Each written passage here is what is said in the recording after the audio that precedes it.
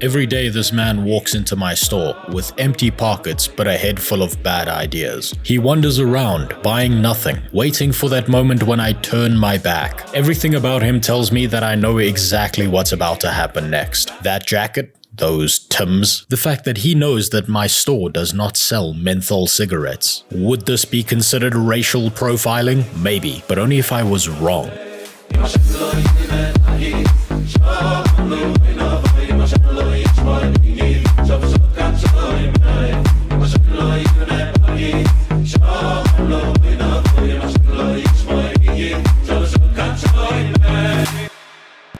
Welcome to a game about pixels in the shape of something called Moonlighter. This is a game about a white boy with white hair trying to be a white man. But he's also a merchant, so not really. We're here to fight, steal, sell, and die over and over again, slowly progressing towards our end goal of discovering just exactly why these interdimensional squatters are on our property. We've been kicked out of these dungeons over 109 times, and we're about to make it 110. Our story begins here with Will. Short for, will you please hand over all your shekels before I have to call the government on you? Generations ago, his family occupied a piece of land that was definitely theirs all along, and no one should look into that any further, right beside some neighbors who don't take too kindly to them being there. Now, just like his parents, Will's foreskin may be gone, but not his thirst for exploitation. It's up to Will to remind the entire world of his status by ensuring that he robs all locals of surrounding areas of all their stuff while brutally murdering all their children. So after a quick round of some FBI approved training, we enter into our first dungeon.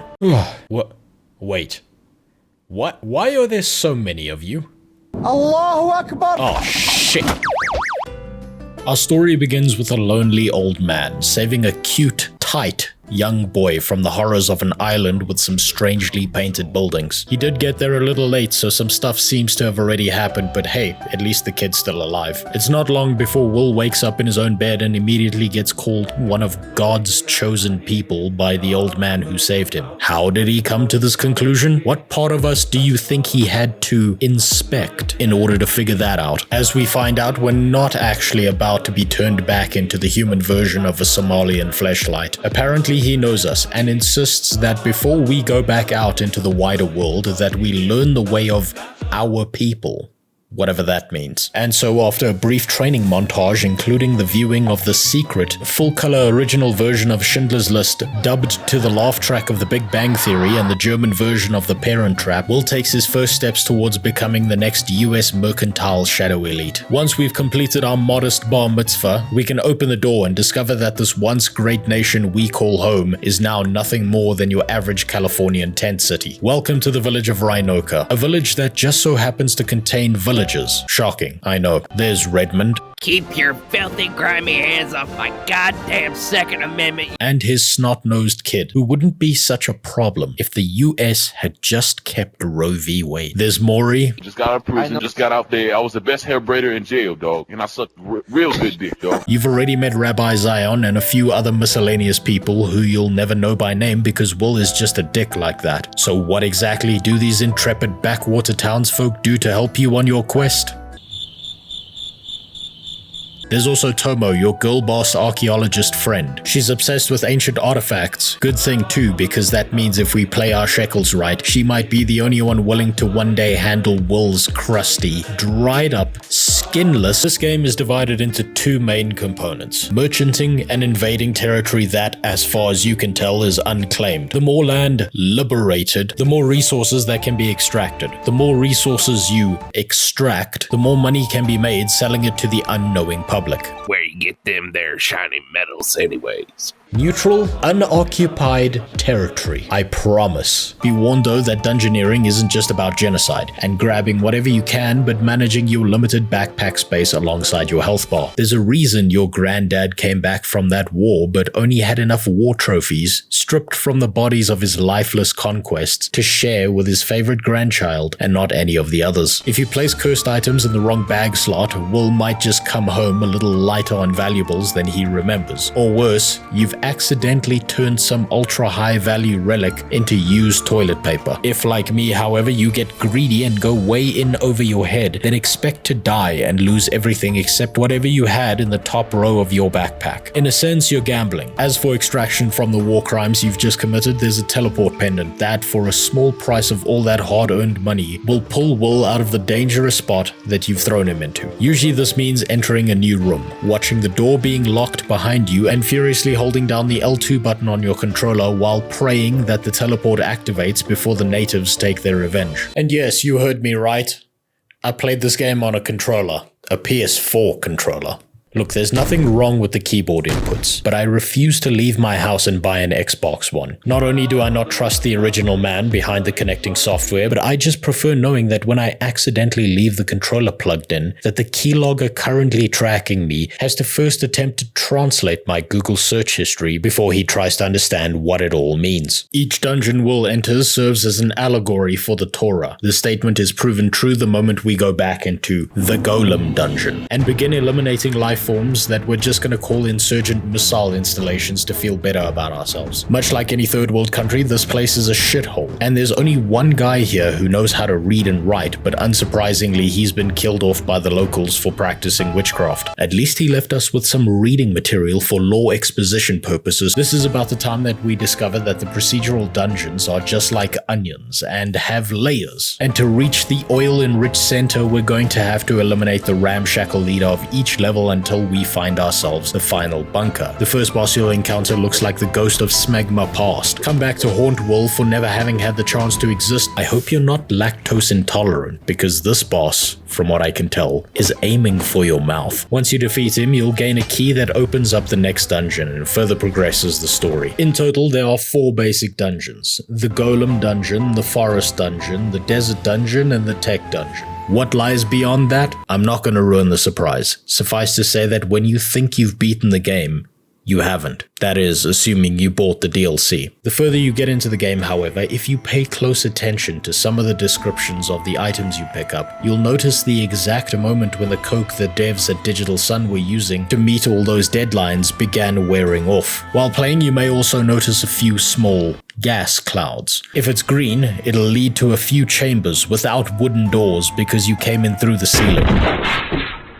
Hey, Ron. Hey, Billy. These act as an alternative way to traverse the dungeon should you just so happen to be struggling against the fucking Viet Cong, or any of the other bosses for that matter. They're all pretty unique, have their own mechanics that you need to avoid, and put up a decent fight. Will also pick up a mirror, which he can sacrifice items for gold to, but when doing so at the given conversion rates of artifact to gold received, you're practically getting There's also a temporary portal you can put up to return home. Use it on the 3rd level of a dungeon, regain all your health, store your items, and on return you'll notice that it reveals the entire map, giving you a straight path towards the final boss. Last thing to know is that if you take your sweet time, the ghost of Heinrich Himmler will appear to execute you personally. So learn from your ancestors' mistakes and don't stay in any one particular chamber for too long. But enough about that, let's talk about the kosher meat and potatoes of this game: merchanting. Upon returning home from your trips, you may notice that Will's shop has begun to resemble the British Museum of History. But we're not here to display things we've stolen. We're here to sell them.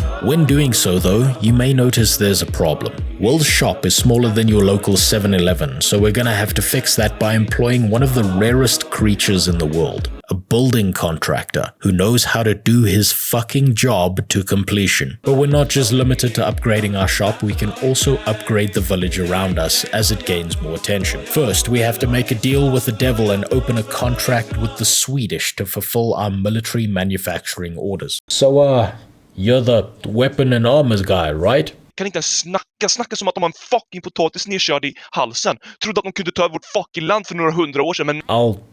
I'll take that as a yes. Next, we gotta hire ourselves our very own Tumblerina, not only to keep her off of OnlyFans and save the innocent eyeballs of the world from her naked undulations, but because, as is her way in life, she also knows witchcraft, and happens to be the only one in the village who knows how to correctly mix tomato juice and Russian tap water in the correct ratios to make a health potion. Or at least I hope that's tomato juice. We enlist the French to act as controlled opposition. Suddenly our prices no longer look so exorbitant and our hand-rubbing mannerisms seem more endearing to the local public, especially when compared to the exorbitant prices that we've bribed our only other competitor into maintaining. Next, we enlist both the homeless and an Irish immigrant to drive housing prices low enough that we never have to worry about property taxes ever again. As a bonus, the homeless guy will steal random objects from the decimated homes of our enemies that we can use to improve our store. But honestly, why do any of that when our store can just act as a washing machine for cash that just needs a little cleaning after we make a few deals with the long-standing Irish banking monopoly? So I give you money and then you give it back later with an unreasonably high amount of interest?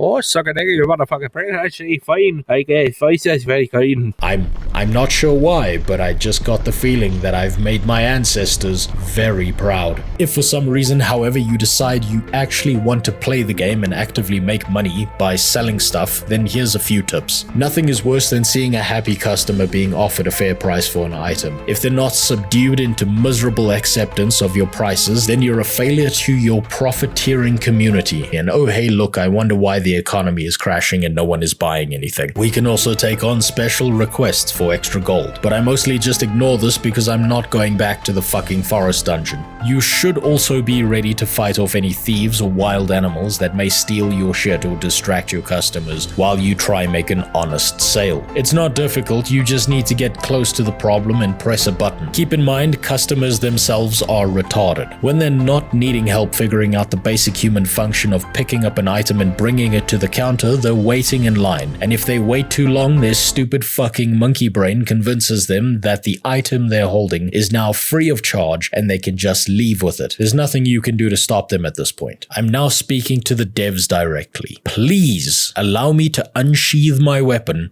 and remove one of these customers' hands to prevent further incidents like this from occurring. If not for the sake of justice, then for a sake of realism. My apologies to anyone who works a job in retail. That last bit may have gotten a bit too real. You can further attempt to automate the process of not having to do anything when selling things by hiring yourself some help. You know what they say, Will? Black don't crack, but it will smack back.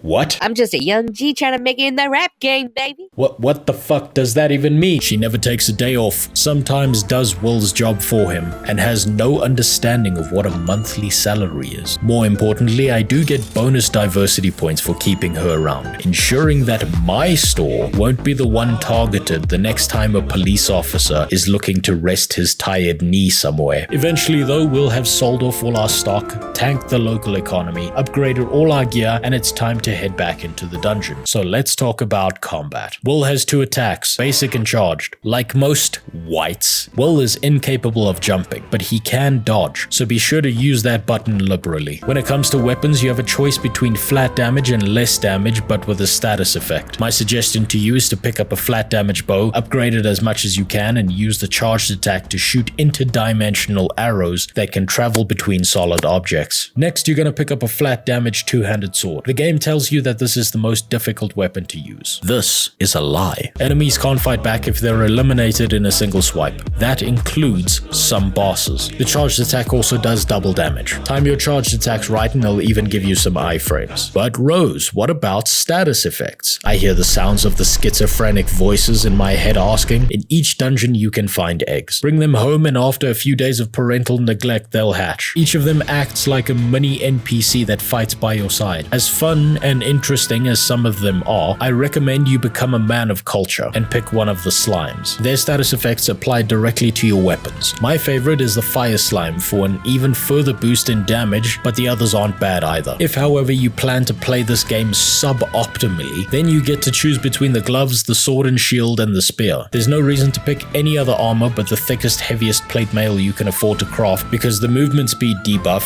it causes is barely noticeable. Either way, don't forget to enchant enchant your weapons to boost their stats even further, because what point is there in destroying the lives of barely defensible children from other nations if it's not done on the budget of your average drone strike? Overall, I'd say this game is a decent balance between an updated version of old school Zelda games and the merchanting experiences of something like Recettear or Stardew Valley without all the customization options. But the warning I'll give you now is that this is a game to play casually and not seriously. If you're looking for an in-depth, complex experience, Moonlighter falls short on both the dungeoneering and merchanting experiences. Don't go into the dungeons expecting this game to be Hades, and don't go into the merchant experience expecting anything deeper or more complex mechanics than what I've already just described. The story is okay, but aside from a few Shakespearean Merchant of Venice callbacks, the storyline itself is fairly predictable and very bare bones. The sprite work is beautifully crafted, and the music does a great job of changing tone and instrument depending on who you're talking to in the village. Overall, I give this game a 6 out of 6.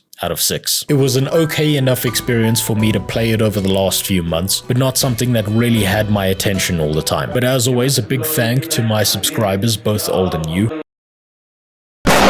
And a special thank to those rabbis in the Patreon synagogue who get to watch this video before anyone else. For some reason, there's 3 of you now. Probably a good thing, since this video is likely to be ineligible for monetization. This one's a free one this month before I get to creating more MMO content. Also, my special thank includes these 2 clowns who helped me with the voices for this. More content soon. Bye.